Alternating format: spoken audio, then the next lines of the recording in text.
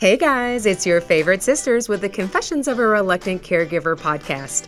On the show, you'll hear caregivers confessing the good, the bad, and the completely unexpected. You're guaranteed to relate, be inspired, leave with helpful tips and resources, and of course, laugh. Now, let's jump right in to today's guest confession. Hey Jay. Hello, Natalie. I feel like we're about to start giggling because we're like 5 years old. We are, because we're like little girls. I know. And you know what?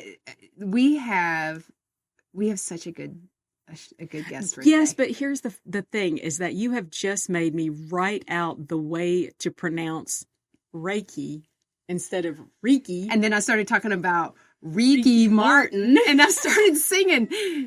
And then I can hear his song, and that's why I'm dancing in my head. I'm like, the problem is when, have you ever got something in your head where it was correct, and then you have made me laugh and say, don't say it this way, and now the only way I want to say it is the wrong way. So I've had to write it correctly. I've had to spell it out. Ray. Well, and part of this is because our guest is a super expert in it. Master teacher. You know what? Stop stealing my thunder. I'm telling. I'm going to tell you right now. I think you should introduce our guest, and then we can get started with our amazing podcast. Yeah, stop chitty chatting over there. It's my turn. Done. All right. Okay. Today's guest. Are you guys ready? Because we got all kinds of pronunciation today. So we have Yvette LeFlore with us today, and she knows what it means to balance. Get ready here. Love, loss, and healing. She's an intuitive energy healer, and you're going to get me tickled here. Reiki master teacher. But before that, she spent nearly 30 years in direct sales, and taught in prisons and rehab centers. That's kind of interesting. Yeah. Life took a turn when she met Walter, a man who not only believed in her passion for energy work, but supported her in leaving her longtime career to pursue it. I love somebody that's motivational. I love that too. So Yvette and Walter shared 7 years together before his stage 4 lung cancer diagnosis. She said that's a gut punch that came just months after a dream trip to Alaska. Yvette told him, "You'll have your journey, I'll have mine, and we'll have ours." And that's exactly how it played out. She became his memory when stroke stole his own, stood by him through treatments, and found strength in hospice care during the final months. But caregiving wasn't just about Walter's journey. It was about Yvette's too, about staying grounded, holding on to herself, and learning how to keep going when everything felt like it was falling apart.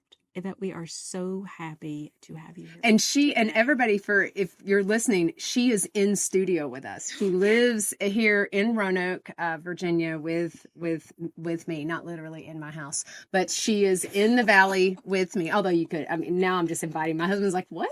But I love the opportunity when we have a guest to be in studio with us, which is always fun. We just make them drive. Yeah, we just exactly. Come on up. And so we're so happy to have you with us and to share your story, because I've heard it, and we met and we spent quality time over, hot chocolate. That was 2 chocolate and chocolate chip cookies, and it was such a good time. That's cool. That's healing right there. That in itself. That's all I need. It felt really good, and so I'm so grateful to you for sharing your story with our audience. So welcome. Well, thank you. It's a pleasure to be here.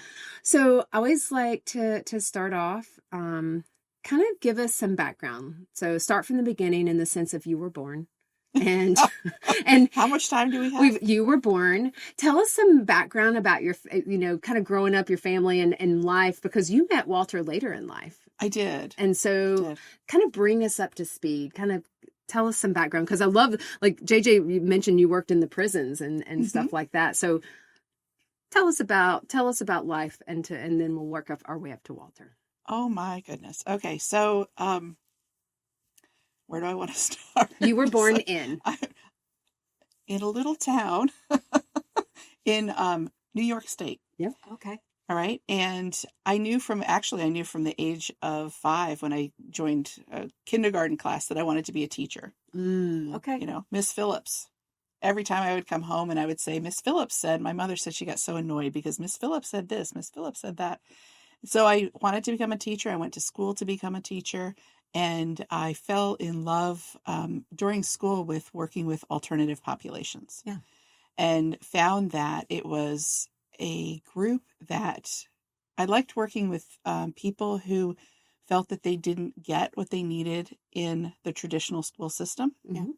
And so I had the opportunity to make a difference there. And I wound up working with teens, which was not my audience. And at that time, I went to a party for a direct sales company and thought, I can do that.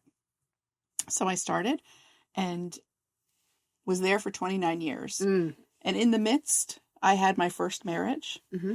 which ended. And I believe everybody should have at least one. I keep telling JJ that about her current husband. It was her first. the irony of that was about 5 years after we were divorced, I got an inkling, and I kept hearing a voice that said, send him a birthday card. And I was like, my ex-husband, who I haven't seen in 5 years, what? So I listened to the voice. I sent him the card. I got a note back from him after returning from vacation that he had been diagnosed with lung cancer. Mm-hmm. Yeah, right? Let's talk about a twofer here. Yeah. And I had the opportunity. Little did I know, because I did not know how active death worked.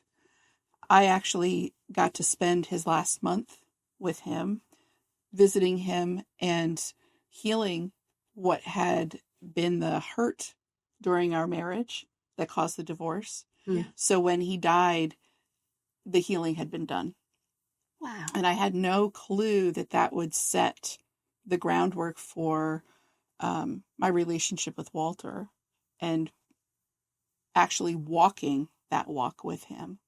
So I was single and dating for about 20 years, and I put it out into the universe. I created a vision board that I wanted somebody who understood energy work, was interested in energy work, and Walter walked in.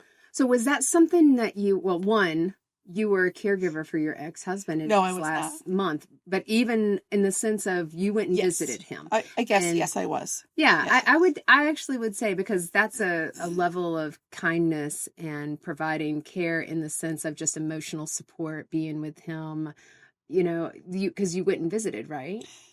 Yeah, thank you for saying that, because I wouldn't have identified it as caregiving, and yet it was. Yeah. I was there 2 to 3 times a week, just sitting, holding hands, being, Yeah. because at that stage, there wasn't a whole lot of conversation. Mm-hmm. Yeah. He wasn't in that stage to have a whole lot of conversation. There's Yeah. an amount of peace and grace Yeah. that comes with that, with just being. Yeah. It's just Oh, that, it was, if I can dare say, it was magical. Yeah. To have that opportunity. Yeah. Well, and if you think about, that's the thing about caregiving, is there's no actual definition to it. There's no, if you do these 5 things, you're a caregiver. It's not that's not that clean. And I think that's why I think it looks so different, which is why it's so hard for people to say, I'm a caregiver, because they see themselves as a friend or as a different role instead. Yeah. So how long had you, I love that you did the vision board. Mm-hmm. And that you said the energy work. Is that something that has always been a part of your life? Is that something you felt like, or is that something that you kind of came to? I've always been intuitively connected.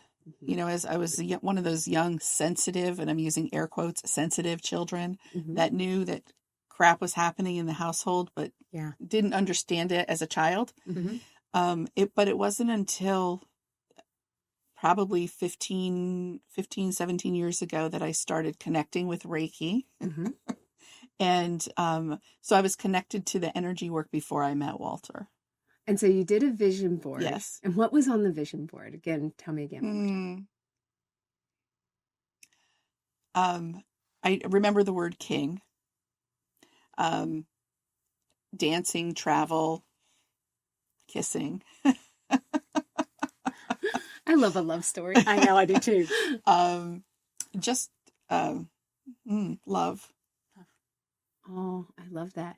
And then, okay, so you made the vision board, and how much longer later did you find? It was less than a month. I created it. I had dated somebody up to my birthday, and we had broken it off and had already planned on going away for my birthday. So I went away that weekend, created that vision board, came back, and we met online. Walter and I met online. Mm-hmm. And so I came back, put the ad back on the site, Mm-hmm. and wound up meeting him within a week. And it was April 19th that we had our first date. Now, were you here in Roanoke? We were in New York. So you were both in New York. We were both in New York at the time. And then what happened? I love this game. And then what happened? We're like, look at me. I'm like, okay. I know. What happened then? So we wound up dating, and what's interesting is that when I met him, the subject line of my ad was "Pique me," Pique, like pique my interest. Yeah. Mm-hmm. And I went away for a weekend and didn't communicate because we had been communicating, emailing back and forth. And I came back and I said to a friend of mine, "You really need to see the site. It's a great place to meet people." And I opened the site and I see an ad from the ads from men that said, "Pique me, come back." I know. I hadn't been in touch with him in like 4 days. I feel like this is the if you like pina coladas. Something. Yeah. Like at this point, I'm like, Dan oh God, Stop. pique me. I know. I'm like, now we're all singing. This is everybody's gonna wanna see the video of this because we all just danced. I just broke out into something. Just danced, swayed. So, yeah, Because I love that pique me, come back. Yes. And what is so fascinating is I never let anyone pursue me because I figured if I like you, I like you. I'm going to let you know. Yeah. And he never pursued anybody. Mm. And we gave that to one another in our relationship. Mm. I love that. Yeah. Okay, so then you all start dating. We started dating and then moved in together about 1.5 years later. And he was, on our very first date, he told me, "I'm never getting married again." And I said, "Okay, I've been married, right?" Yeah. And he said, "And I'm not staying in this job." And I said, "Okay." And so before we moved in together, I had this conversation. I said, "Listen, I know that you're not staying here, but you need to know that I'm not moving with you unless we've lived together for 1 year. Mm. Like I'm not leaving everything that I know to go anywhere." So we moved in together. Yeah. You're like, alrighty. And then what happened? Because obviously you picked Here up I and am. somehow you're here. Yeah. So he wound up getting a job in Virginia, and we moved here during the pandemic. Oh, yeah. Great time. Great time. To move. It's a great time to move. You're going to make lots of friends. And that was in August of 2020. Yeah. August of 2020. So just a handful of months into the pandemic. Yes. And that's interesting that y'all moved even with the pandemic, and it was a big deal. It was a big deal. And you moved south. Had you ever lived in the South before? Nope. We're a little different down here. Yep. I had my concerns about it. But I love it. Wouldn't leave it. Yeah. Oh, I love that. That makes me happy. So you spend life here. Walter has a new job. What are you doing during this time? What are you all doing? Because you're building this new life. It's a new life. So now, tell did you me get what you're married doing. before? Did you get married before you came down? Yeah. Okay. Oh, yeah. Okay, so we got yeah, married. missed that. Okay, we That got was a married. detail. Sorry, She got that's okay. married. That's okay. Oop, that was an important detail. Sorry, missed that. What's the question? Oh, so you got married. We got married. You came down. We came down. How's life? You start doing life down here. We started doing life down here. I was able to bring my direct sales business down with me. Gotcha. And I had actually created it to be virtual before the pandemic even started because I knew that we would be moving. And then I just started getting, again, my intuition was saying to me, you need to move into your energy, like really move into your energy healing. I was doing it in New York, but that's the direction to go. And we had so many dinner conversations where I would say, I think like I need to leave. I need to do this. And he finally said to me, the problem is you've never let anybody take care of you. And so with his convincing, I decided to leave something that was financially secure to jump into something that was not. Mm-hmm. And that was in April of 2022. And he was diagnosed in November of 2022. We're going to I'm going to take a break real quick, and then we're going to jump into that. We'll be right back. All right, everybody, we are back here with Yvette LeFlore. We've talked about love, reconnecting. I love late love. We do. found love again. We found love again. That feels good. She has gotten married. She has moved. You've changed careers. You've stepped out, and you are letting someone take care of you. Mhm. And then you get this diagnosis. So what happened? Yeah. So as you said in the intro, he found out in an afternoon, and he waited to tell me, and I can still see him sitting in the couch, me sitting in the chair, and him telling me. And it was in that moment where I said to him, "You'll have your journey, I'll have mine, and we'll have ours." Yeah. And so he knew that there was a cancerous growth in November. It was like a week or so before Thanksgiving that we found out. But as with anything having to do with cancer, it's always get tested and wait 2 weeks. Mm-hmm. Yes. It's this horrendous waiting period. And so he was diagnosed technically diagnosed with a stage 4 on December 23rd. Mm. And we wound up in this situation where his lungs were filling with fluid, and he was laughing and passed out. He was sitting, and I saw the computer fall off of his lap and scared the bejesus out of me. And I said, we really need to go check this out. The doctor had told him the fluid could cause issues, and if there was an issue, go to the emergency room, because they couldn't schedule an appointment for the fluid draw for another 2 weeks, right? So he said, if it happens again, well, Christmas Eve, it happened again. Mm. And he said, tomorrow morning, we'll go tomorrow morning. So 5:00 on Christmas Day, we went to the emergency room, and that's where we spent Christmas. Mm. I have a question. Yeah. So I want you to explain this statement, because I feel like it has a lot to do with this healing, this energy that you have. You said you'll have your journey, I'll have mine, and we'll have ours. Mm. And I think so many times when someone is diagnosed, especially a married couple, it's we'll have our journey. We will do this together. Tell me what it means when you say you'll have your journey, but I'll have mine as well. What did that mean to you?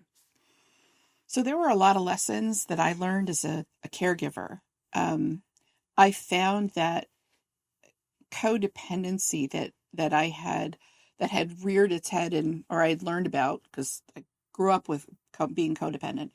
And I thought I had done the healing work around it. It came up for me in walking the path with Walter. And I really had to work hard Mm-hmm. to not get so enmeshed in his illness, because it wasn't my illness. Mm-hmm. Mm. And so doing my self-care and making sure that I was doing what I needed to be the best I could be physically, emotionally, spiritually to support him. Okay. Does that answer? It does. Okay. Yeah, it does. And so, if you don't mind, what were some of those things that allowed you to not lose yourself in his diagnosis? Because I totally feel that. Yeah, It's easy because all we do is focus on you. Yeah. And it's not like, oh, you're egotistical, but it's like we're so focused on you, I forget about myself. Yeah. And I think that's super common in caregivers. absolutely. So what are some of those things that you did that really helped you maintain your sense of self and identity? Well, one thing is, because I'm an energy healer, I connected with energy healers that I know nationwide. Mm-hmm. And so I would get energy healing. I got massages. Mm-hmm. I got out of the house. I continued with building my business and did the things that I could to give myself time away Mm-hmm. from, even to take the mental breaks, right? So that it wasn't always about Walter's illness. Yeah. And I think so many people lose sight of that. I know we've talked about that a lot, especially with our youngest sister, Emily. And her big thing when she took care of our mom was everyone just has that habit of only seeing the illness, like, how's your mom? How's your mom? Yes. And they lose, just like a regular mom, like they always ask about the kids, but they never, hey, how are you doing as the mom? How are you doing as the caregiver? So, wow. Yeah, it's a it's a real common conversation. The other thing that I did as part of taking care of me was I learned to accept help that people offered. Oh, wow. Which was difficult. Like, one of the things that Walter was a minister. And so the folks in the church wanted to bring meals. And I had a conversation with him. I'm like, I can cook. We have a freezer full of food. Like, why would I do this? And we can't, the conversation we had was, this isn't necessarily for us, it's for them. However, once we got that first meal, I was like, dang, can we do this more often? We're going to need the meal train 365. Yeah. I like these things. Because I was like, yeah, we'll take once a month. The person's like, how about we start you with once a week? I'll take it. I'm like, all right, like, we'll do it. And then once we got, I said, once a week, I messaged her. I said, you know what? Twice a week would be great. But that was part of my journey, was allowing me, because it's something I was so passionate about, was cooking. It's something that I've done for a very long time, to allow myself to step aside, because it was caretaking, not just for Walter, but it really was for me. It really was for me. Oh, I like that. Well, and I think that's so important, because that's an important message that we would tell anyone. It's hard to receive help when you feel like, I've got to control all the things that I can. Yes. And it really comes down to control. But when, in a time when you feel like you have no control, I was always grasping for control. What are the things I can control? I can control what time he takes his meds. I control the laundry. I control the cleanliness. I could do all the things, but I couldn't control his cancer. Absolutely. And so if somebody wanted to help me, I'm like, no, I've got it. And that's hard. And I got, towards the end, when people would say, like, if you'd like me to do some grocery shopping for you, I can. I'd be like, no, what I would love is for you to come sit with Walter so I can do the grocery shopping. Oh, yeah. Like, I just want to get out of the house. And that was part of my growth too, was really checking in with myself. Like, what do I need? I need to get out. Yes. I can feel every bit of that. There were so many times that I needed to get out. And there's something magical about grocery shopping. I know. Going up and down those aisles, and you're just assessing everything. And I think it's mostly because it gives you a sense of normalcy. It allows you to feel normal, like, I'm doing what everybody else is doing. No one knows that my husband has cancer. I'm just another person, just Buying a bag of Oreos to eat all in one sitting. mostly that. Yeah. That we're big into eating the whole bag of Oreos, Yeah, the sorry. whole sleeve. That was a confession. Sorry, that was that JJ's a big Oreo keeper. You said that, like, Thin Mints, like, one sleeve is a serving. Okay, can we be Absolutely. Yes, and we support the Girl Scouts. Yeah. And so we support your Thin Mints, Samoas. Okay. Those are ours. That's our That's my jam. go-to. Oh my God, Samoas. So you're going through this. I love that you're going through this journey, and you have this wisdom.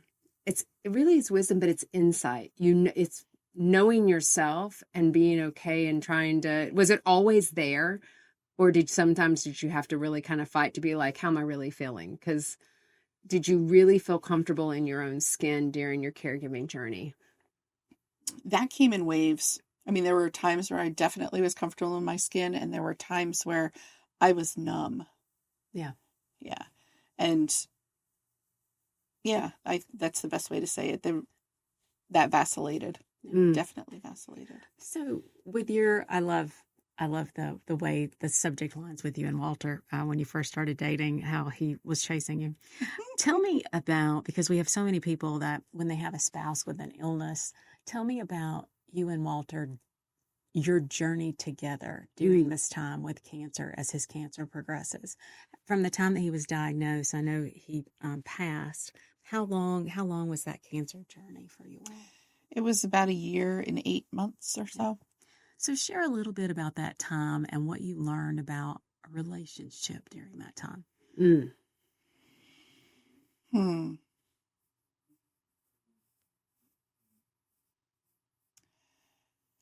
Well, we moved from, okay, let me just center into myself here. All I keep hearing is the caregiving piece, because that's what our relationship was, in both directions. Yeah. Right. So we moved from him taking care of me to me taking care of him to him taking care of me. And I think that was our whole journey, was about taking care of one another in one way, shape, or form. Yeah. And it was a real struggle to witness somebody who was very intellectual start to lose that. Yeah. And part of my struggle and journey was to give him space to be exactly where he was. And some days I did better than others with that. And that was, like I said, part of my journey. Yeah. Was learning how to honor the memory loss and having to repeat things over and over and over again and not get angry or upset. And I think, and part of it for him was surrendering to that, like seeing him go from being angry about it to saying to the doctor, she'll remember this. She's my memory. It really was a team. Yeah. It was a team. And it feels like the word just keeps coming to me as surrender. Both of you had to surrender things that you held on to. Like, okay, I had to surrender and allow people to help me. Yes. He had to surrender things of when his abilities, and this is the way I always think of it, when his abilities changed. Yes. He had to say, this is where I am, and I'm going to be okay with that. And that's really hard, especially for somebody who'd probably, when you said he had said to you, I'm never getting married again. Yeah. Well, that didn't work out. That didn't work. That's a funny story in and of itself. So you're like, that's cute. Yeah. Remember you were following me. And so, yeah. So I think, I wonder about that. And so I feel like I keep hearing it. It feels like there's this beautiful pain, like it's brutally beautiful. Like our friend has brutally beautiful. It's brutally beautiful. And you all, how long were you all together in total? Shy of 10 years. Yeah. And but it feels so in this story, like in what you're telling me, it feels so small. Like it feels like this limited time like precious time, that you embrace the precious time that you all had together. We did. And so when you say that you had to give him space, can you define that a little bit more for me? Because I think our listeners would be like, what does that space look like? How do I do that when I want to be on top of it, when I want to be in control and try to help? So it's something I didn't always do really well. But honoring his need to, I'll give you a great example. So he was a smoker for 50 years and he quit smoking like 6 months before he was diagnosed. So that felt like a real kick in the pants. And about a month and a half before he died, we were sitting in the living room and he said, I really want a cigarette. I want to go get cigarettes. Where are the keys to your car? And at this point, we had sold his car. He wasn't driving anymore. And I said, you know what? I'll if we wait until tomorrow, I'll go. Because, like, all right, the bra was off. I didn't want to put the bra back on. Oh, every woman listening is like, well, once the bra's off, you're in for the night. No, I'm going to tell you right now, we're in for the night. Yeah. These ladies are out. Yeah. You're speaking to our crowd right now. So. Yeah. So, and that was actually when he asked for the keys. And so I said, all right, let's go. We'll go get your cigarettes. So I drove him to the store. He had a cane. I made him go in and, like, I was like, I'm sitting here because I don't have the bra on. I'm not getting out. But, you know, I know there are people who would say, what do you mean you let him smoke? Like, doesn't have a whole lot of time left. Like, whatever he wants, he can have. Whatever he wants to do, he can do. Yeah. It's his choice. And so, and yep, I actually bought him cigarettes when he was no longer able to get out. Mm. So that's one example of how I know some people would have tried to control that and said, oh, that's what killed you anyway. Like, not going to do that. Let him have it. Yeah. There's no value. Well, yeah, and I think it would almost feel like you're taking the last little bit of control that he had away. It is like, about that is your decision. I'm going to do it for you. Yeah. I'm going to. Yeah. You know, and he loved his scotch. Can you pour it? Yep. And I mean, I knew that we were nearing the end when he no longer asked for the scotch, right? That was an indication that, Yeah. Okay, we're going to take another break. I can't believe it's already time for a second break. We'll be right back. All right, everybody. We are back here with Yvette LeFlore. We're talking about giving that person you care for space and honoring their wishes. I like honor. I like that. And that's hard to do as a caregiver. Even, I think about my mom and her with Parkinson's, and I get a little overbearing myself. How's that for a word? You remember that time? Yeah. I'm going to tell you this. Yeah. There was this one time when Mom had gone, you were in North Carolina, and I was down with Jay, and Mom had to have an appointment, a procedure actually, and we're on the way back, and she wants a hamburger from McDonald's. And I was absolutely like, no, you don't need a hamburger. It's not good for you. It impacts your medicine. You're not doing that. And we got into a full drag out fight. It was ugly. And I'm sitting, and I'm so glad that you said that, because part of me, I don't even know, why did I care? Like, just let her have let her have the darn hamburger. And I'd use a different word if we weren't on the Clean podcast. And yeah, because here's the thing, I don't care. She's Parkinson's. She's had everything taken from her. Right. Why do I care about this? Why is this the hill I'm going to die on? Yeah. Mm-hmm. It's the same thing. She loves to order dessert now. Oh, dessert before she eats. So she will order, she wants key lime pie. When we go to the Village Tavern when she visits Greensboro, she wants key lime pie, and then she'll order like maybe mashed potatoes.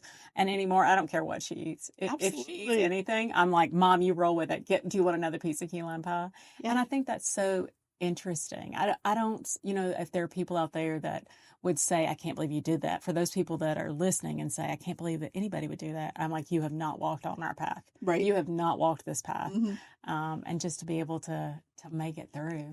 Mm-hmm. So, go ahead. Can I because something else popped in about the that path is, we actually sat down in January with a friend of his, the one who actually confronted him about not marrying me. And now you got that look on your face, like what? And another good friend of his, to plan his memorial service. So we did that together. Yeah. And I think that was part of him accepting, knowing, and honoring what was next. Yeah. And wanting to be part of that. And so we had this whole conversation about what he wanted, and he's like, all right, I think that's it. And I'm like, wait a minute. I want to talk. He's like, you want to talk? I'm like, yeah, absolutely. I said, you're going to hear from like everything about Walter. I said, but I want to talk about the man. And so before he died, I actually wrote what I wanted to say and read it to him. Oh, Yeah. man, that's tough. Yeah. And so There had to be like a gallon of tears. there were a lot from both of us. Yeah. And he's what he said to me, and this speaks a little bit to where he was cognitively. He's like, I don't think I'm going to be able to stay in the room for that. Love Walter. I really like him. And so when I delivered it, I just said, so if you feel a little swish of air going by, that's Walter leaving the room. Oh my gosh. Hear it. Oh my gosh. So let me ask you this, because you talk about that, him planning that. When you all first, when you got married even, were you all, I know you're probably not thinking about this as part of your relationship 10 years in, but were you prepared? This is second marriages. So had you done like living wills or planned? Had you discussed any of this stuff? Oh, girl. My husband did not like to plan at all. I gotcha. Mm. Yeah. I mean, That's our house. from the time we got married, I said, we need to create a will. We need to create a will. We need to create a will. We didn't do that until January before he died. Yeah. Yeah. Mm. It's because even though, mortality rates are still at 100%, we all know we're going to die. Right. And as him being a minister too, knowing that, where in his mind, where he plans to go. And yet still that reflects the humanness of us. Yeah. I don't want to leave you. I don't want to leave this. I'm not ready. I haven't done enough. I haven't. And so I think this goes back to a friend who talks about precious time. Yeah. Jennifer O'Brien. Yeah. And so, she wrote The Hospice Doctor's Widow and talked about that. And I know you talk about hospice at the end and the last 6 months of his life and how that allowed you to have a different experience. Can you talk about that more? Sure.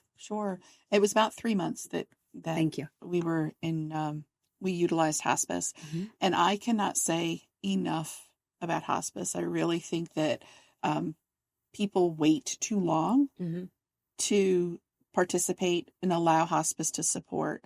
And what was beautiful about it is we no longer needed to leave the house for doctor's appointments. They came to us. We had the support of supplies. We had, it really added a quality of life that would not have been available had we have to continue to leave the house for anything that he needed. Yeah. And the support for not just him, but for me, to be able, again, to leave the space, to go take care of what I needed to while they were taking care of him, to have a voice of reason, right? Because I was the wife. So what did I know? Because, I was coming from my controlling ways. So for him to hear from the nurse, Walter, he was able to hear stuff from them that he wasn't able to hear from me. Yeah.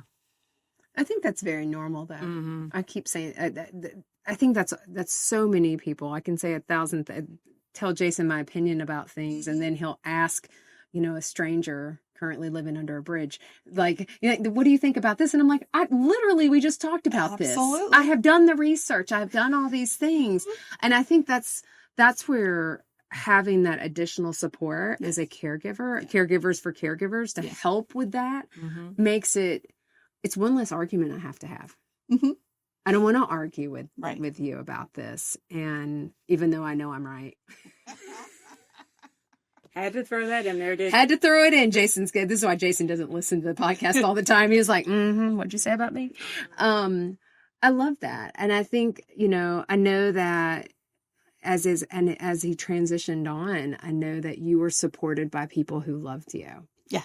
And to make that, because I can't imagine how difficult that was and the support that you needed. And so, if you were to speak to anyone, and I think it's different when the relationships are different, you're a spouse versus losing a parent versus a child, God forbid. Mm-hmm. And I think, what advice would you give another spouse? piece of advice I would give to a spouse who knows that the diagnosis is terminal, because this is, is to actually start bereavement therapy or counseling prior to the death. I felt that was one of the pieces that I sought, because there is that anticipatory grief that happens is so real. We just don't talk about this enough in our society. We ignore death, we ignore grieving, we ignore dying, preparing for it. But as a spouse, it's important to feel that grief and process that grief. And there were lots of things that I took care of that many people don't even take care of for years and years and years after a death, because it was part of my process of grieving before he even died. So seeking that is getting that support for the grief that's happening before the death even happens is so vital. Wow. There was something that you told me when we met that I think it was a couple of days after his passing that you took his clothes. Yeah. Tell me so, about that. Prior to his death, I had donated all of his casual clothing and, everyday clothing, but his work clothes I hadn't done anything with. And so the day after he died, my sister was in the house with me. And so we brought his clothing down to a secondhand place that for people that are interviewing for jobs. And we brought in a carload of stuff, and I went to the woman, and because I wanted the receipt for taxes, and she said, "Oh, were these your husband's?" And I said, "Yes." And she said, "When did he pass?" And I said, "Yesterday." And I watched her face, and there was this judgment. It was like went across the face, and then she said, "Well, bless your heart." Oh, the true Southern statement of judgment. And I just said, "Thank you," and walked away and started laughing, because I knew. This is why I laughed. Yeah, I knew it was judgment, but I also knew that she didn't know that I'd been grieving for a year, that I'd been taking care of him for more than a year. I mean, since we've been together, but for the sickness, and she had no idea what my path was. Yeah. So bless her heart. Bless her heart. Bless her heart. Yeah. And that was walking away. I realized that one of the messages, because part of what I do is I share my grief journey, because it's important I call it loud and proud about the grief journey, because there are people who don't feel seen. And as they witness mine and read my words, they get to experience their own and give freedom to themselves to feel their grief. And so when I walked away, I knew that was a story I would be telling over and over again, that their grief timeline is different for everybody. Here's the thing. It's time for sister questions, but I'm just I cannot believe our time's already up. I'm like, because I've let us keep going. So I know that I'm going to ask my last question last, clearly. Life after. Yeah. Life after. It's been how many months since? 6.5. Yeah. So this is it's such an honor for you to come and share this, because I think for many people, our mom couldn't talk about the death of our father, which was very sudden. She still doesn't. Yeah. Even and that's and so it's very hard. But I think about life after, and for those who are like, how do I move on? I can't stop with them. Any advice that you would give that you are still, because I know you're still working through this, and I see the tears through here, which I'm like, oh, I love you. I feel like you need to know that. Any advice that you would give, because grief is so different. It's all individualized. So know that, but any advice you might give folks? Yes. Find your support, grief group, whatever it may be, a place where you can say what you need to say, where people aren't trying to fix you. Because people want to fix you, placate you, and they also don't know what to say. So find a place where you can speak what you want to speak. Secondly, surrender to grief. I have found that the best way for me to process is when it comes in, I let her rip. And people will ask me, how are you? And I'm like, I am sunny with a chance of tornadoes. And that's what grief is for me. I love that. Amen. Sunny with a chance of tornadoes. Mm-hmm. I am also like a hurricane myself. Mm-hmm. And so I feel like I already have the name of the episode. I'm like, that is me every day. Yeah, because honestly. Jay, what's your question? Well, you took my question. It's okay.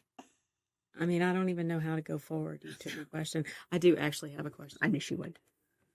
I keep forgetting my question. Did you notice that? Tell me, here's the thing. This is a heavy topic. Yeah. Tell me something that was funny between you and Walter in the middle of all the hard. Can you think back to anything that was just like, I cannot even believe this happened? Then you just start laughing. Between the two of us or just even you, whichever. I will. So we did have an incident, and this again goes with the cognitive challenges. And there was a day that hospice was already involved, and he had left the bed, and I was remaking it, and I looked at the bed, and there's all these cat treats in the bed, and the bag's on the side table, and there's cat treats on the bed, and I'm like, was he eating these? And so he comes back in the room, he's, in his cane or his walker or whatever it was. And I'm like, were you eating the cat treats? And he's like, I don't know. And so the two of us just started laughing. Like, what is there to do but to laugh in that moment? But, yeah, we kept our sense of humor the best we could throughout it all. I bet you did. I remember my question. So y'all are going to laugh about this. So I can tell our listeners that because we'll be done with it. So I had a concussion last week. Yeah, that's part of the issue. We're laughing about it. Is that, so I'm fine, except I have to write. It hurts mostly here. So this healing thing, maybe I could get somebody to slap me in the head. So tell me about the energy healer, the Reiki. Yeah. You were going to stop me. So tell me how that you feel like has impacted good question. Your journey as well, because you've referred to it several times. Tell me about that and how you feel like that can help others as well. Good question. That's a great question. Because I really want to know about it. Yeah. I remembered. So I did a lot of self-healing for myself, right? Yes. I used the energy healing. I also had friends who did energy healing for me, but we had friends who did energy healing for Walter as well. Mm-hmm. Now, I knew right from the beginning, because it works mentally, emotionally, spiritually, physically, I knew that I couldn't do the healing work with him on the spiritual level, but I used energy healing with him regularly. And it was to calm his system down, because anytime you're doing immunotherapy, chemotherapy, any of that stuff, it just jars your system tremendously. And so I would, towards the end of his life, I would sit at the end of the bed and put my hands on his feet and just do the healing work. And he would fall asleep.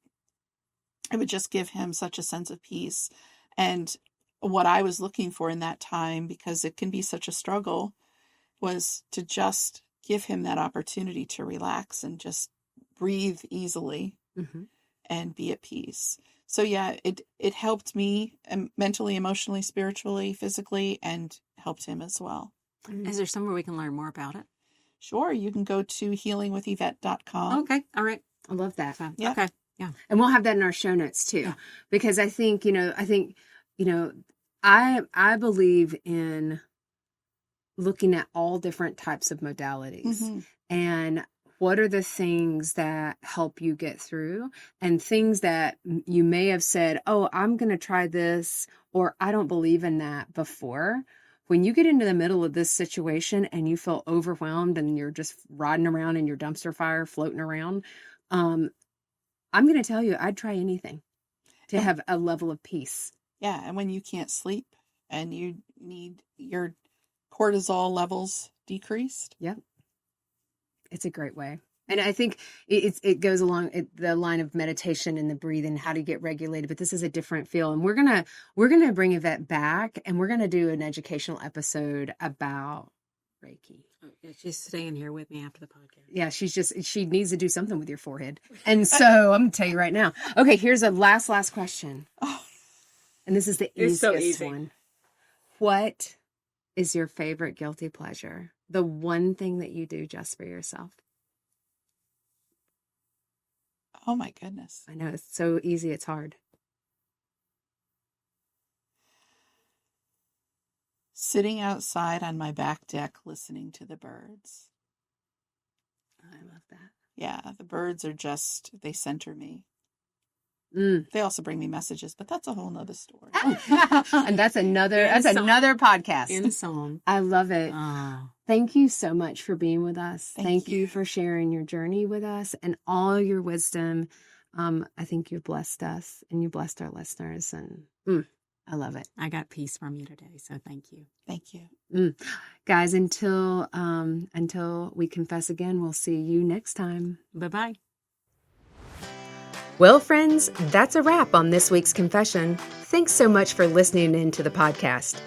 But before you go, please take a moment to leave us a review and tell your friends about the Confessions Show.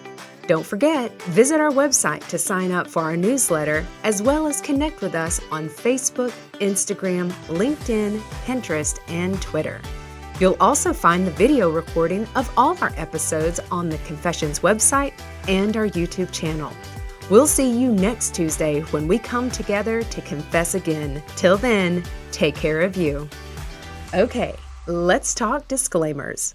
We are not medical professionals and are not providing any medical advice.